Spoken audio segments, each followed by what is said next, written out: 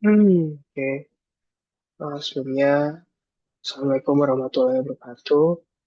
Pak Atma, sebelumnya perkenalkan saya dari Agri Freelancer dengan nomor RP 502723163 dan di sini mungkin saya akan melakukan eh, sedikit penjelasan terkait tentang pembelajaran Security Operations Center pada Selasa 25 Maret 2025 asinkronus ini di mana Bapak memberikan sebuah e-book. Nah, dua e-book dan di sini saya memilih salah satunya yaitu e-book yang berjudul Designing a HIPAA Compliant Security Operations Center Guide to Detection.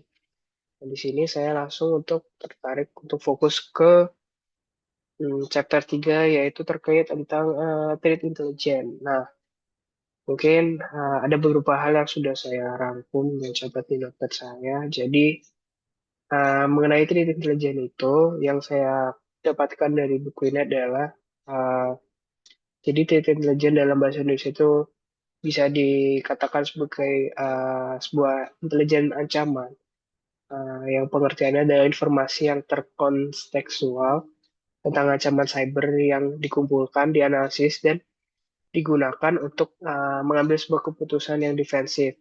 Dan di dalamnya itu ada beberapa fokus yang dipahami, yaitu ada taktik, teknik, dan prosedur yang digunakan oleh penyerang. Lalu indikator kompromi, seperti ada beberapa domain jahat, alamat IP, dan hash file. Lalu ada motivation atau target ancaman. Jadi penyerang misalnya itu sebagai pencurian data IPA di sektor kesehatan seperti yang ada di contoh di buku e-book tersebut. Lalu berikutnya ada manfaat dari threat intelligence. Nah, ada 4 poin yang saya rangkum di sini, yaitu yang pertama tentang threat hunting, yang artinya itu mencari sebuah jejak historis ancaman di log jaringan atau sebuah endpoint.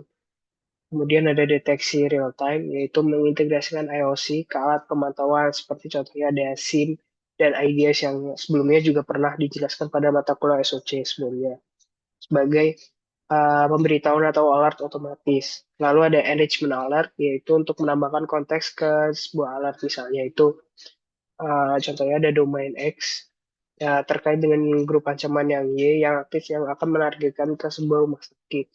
Lalu ada panduan investigation di mana ini memahami sebuah pola untuk mempercepat respons dari sebuah insiden, seperti pada yang pernah dijelaskan pada mata kuliah SOC sebelumnya. Lalu ada beberapa tantangan yang menjadi utama di sini, yaitu tentang volume data. Jadi mungkin akan terlalu banyak sumber dari Intel, mungkin ada yang bisa gratis maupun berbayar, yang cukup membingungkan. Kemudian tentang relevansi, lalu Intel itu juga harus disesuaikan dengan lingkungan dan risiko organisasi. Misalnya, tidak perlu memantau sebuah ancaman ke industri lain. Kalau ada false positif, yaitu IOC seperti IP maupun domain, udah untuk dirubah penyerang sehingga menghasilkan alert yang tidak atau kurang akurat. Lalu ada format tool di mana data Intel datang dalam sebuah format yang berbeda, macam-macam, misal ada sticks, CSV, JSON, dan itu perlu untuk denormalization untuk diselidiki.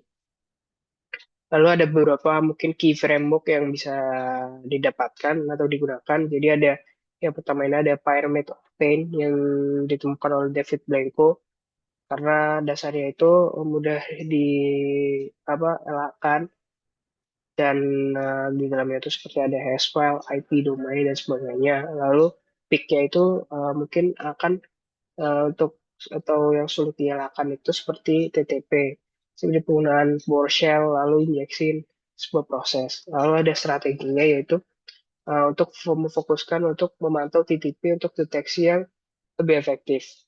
Kemudian ada MITRE Attack Framework, di mana cukup banyak ada 11 taktik serangan seperti initial access, execution, lateral movement, dan lain-lain.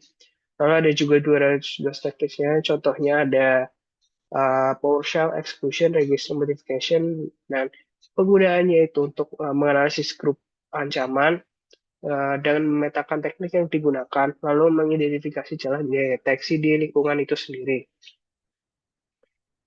Lalu ada MISP atau Malware Information Sharing Platform. Nah, platform open source ini digunakan untuk berbagi dan mengolah IOC, lalu fiturnya ada korelasi otomatis, integrasi dengan alat deteksi seperti Snap dan Zeek.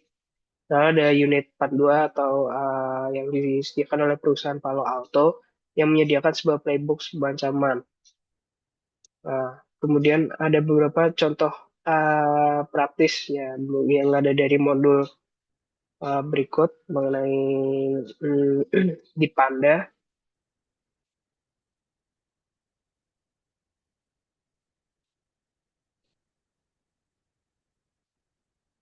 Nah, jadi teknik yang bisa dipakai itu ada execution menggunakan PowerShell untuk mengunduh sebuah malware, lalu ada persistence untuk membangun verifikasi registry atau membuat sebuah web shell. Lalu defense evasion itu sebuah untuk menghapus sebuah log dan menginjeksi sebuah proses registry dan deteksinya itu seperti memantau aktivitas PowerShell yang mungkin tidak biasa, mencari perubahan registrasi yang mencurigakan dan menggunakan sysmon untuk logging yang mendetail. Lalu untuk tools dan implementasinya ada beberapa yang sudah disebutkan sebelumnya seperti Zik yang menganalisis lalu lintas jaringan untuk IOC, Snort untuk rules untuk mendeteksi TTP, lalu Attack Navigator, visualisasi untuk teknik ancaman dan kesiapan defensif, lalu ada Elastic Attack atau ELK sebagai untuk memproses logs sebagai untuk korelasi dari ancaman tersebut.